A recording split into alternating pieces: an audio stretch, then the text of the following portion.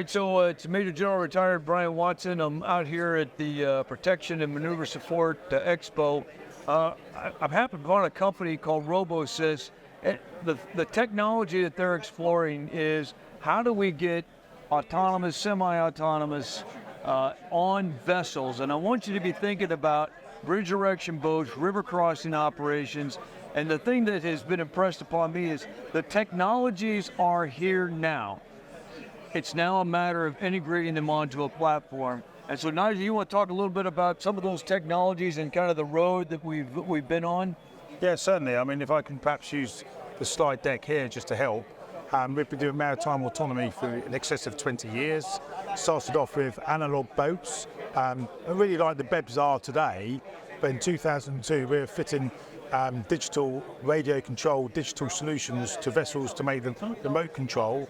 And then as we've stepped through the program over a number of years, we spent 7 years in UAE working with everything from 3-meter jet skis to 14-meter ribs that we converted from analog to digital and from manually operated to remote control and autonomous operations. Yeah, so really this is now a spin-off of what has been a journey all along, whether we're talking about collision avoidance software, whether we're talking about manipulating payloads that are on a particular vessel, the ability to navigate both semi-autonomous and autonomous by reading charts, all of those things which are going on in the maritime industry today in one form or the other have the possibility to come together in a bridge erection boat. Absolutely, and what we've seen over the last 20 years, there's been a lot of experimentation by the military, but of course because of Ukraine, Crimea, and you've seen the operations against the Kerch Bridge with USVs, uncrewed surface vessels,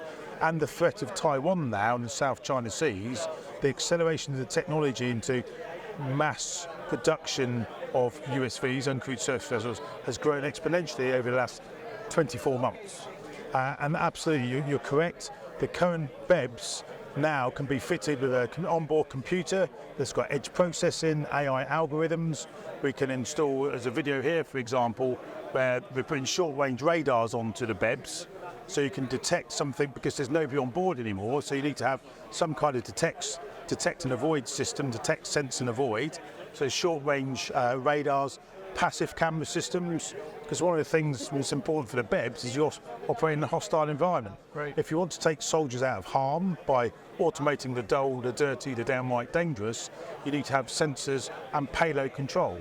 So currently BEBs, as I understand it, would be manually moored with the IRBs, so you need to have megatronic structures to collect to the side of the IRB to hold them into position. Yeah. So your autonomous navigation with collision avoidance, obstacle avoidance and anti-grounding is available today, but there's more integration, more concept development work needed with the BEBs and the Mark IIIs as well in order to bring it to a full solution for the branch. So, I mean, if I think about where this could go, just as a visual, you could launch vessels, the bridge erection boats, the interior bays, the ramps, at a completely different point. Absolutely. And then those BEBs could take control of the bridge erection boats in almost an autonomous way, move them into position at wherever we have selected as the best crossing site, en route, be able to avoid collision, teamwork with one another because they're communicating, and then begin the process of assembling the bridge. And then if we needed to, because of the enemy situation, we could go to rafting. They could reconfigure the bridge. All of that semi-autonomous or if not autonomous. Yes, absolutely. So you've covered the autonomous operations as in proceeding with nobody on board to a situation to carry out a mission. We've also covered collaborative autonomy, so multiple vessels working in unison together. That has been accelerated recently by, again, Ukraine and the need in Taiwan. And the other thing you said was about the change of the mission. So if due to the contested environment, something has to happen, you can change the mission plans, the algorithms, so that you could return to base. You could raft up, as you say, and hold position until either somebody comes in the loop from a remote operations centre and change the mission profile.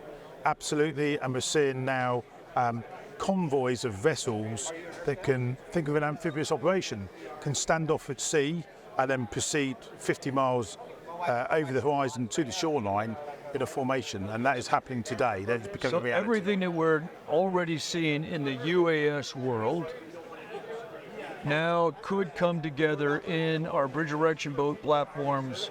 It is already coming together in some vessels today, but it could be rapidly integrated into the bridge erection boat, and you could have a semi-autonomous, if not autonomous, Yes. crossing. And there's a couple of analogies there. So mine countermeasures. So I'm ex-Royal Navy. Mine vessels. There's 45 of us on a ship. Very expensive platform at sea for a week at 4 knots. That's now replaced by a 11-metre vessel that deploys a towed body to search for mines. Much more affordable, safer. There's no personnel on board and can be monitored remotely. So that's one area there that you talked about. I've got to think of the other area. So mine countermeasures and also sea boats. So again, with the Navy, we used to deploy ribs. They'd be released and come back, then you'd have to clamp them together. So now there's autonomous operations or capabilities to deploy and recover ALRS, autonomous launch and recovery systems. So you have an unmanned rib that can then come back and automatically dock and come back up. So the capability that the BEBs need is out there today. Yeah. It's just being used for a different mission. Yeah, exactly. Well, so Nigel, thanks for capturing our imagination. Again, none of this is in testing right now, but the thing is, you've got to consider about what is possible. All these technologies exist today. It's now a matter of integrating them into this very important mission called river crossing. Nigel, thanks very much. Thank you very much, sir. It's been an honor to talk to you other than your sordid background as Navy guy. And I'll just end with this. Go Army, beat Navy.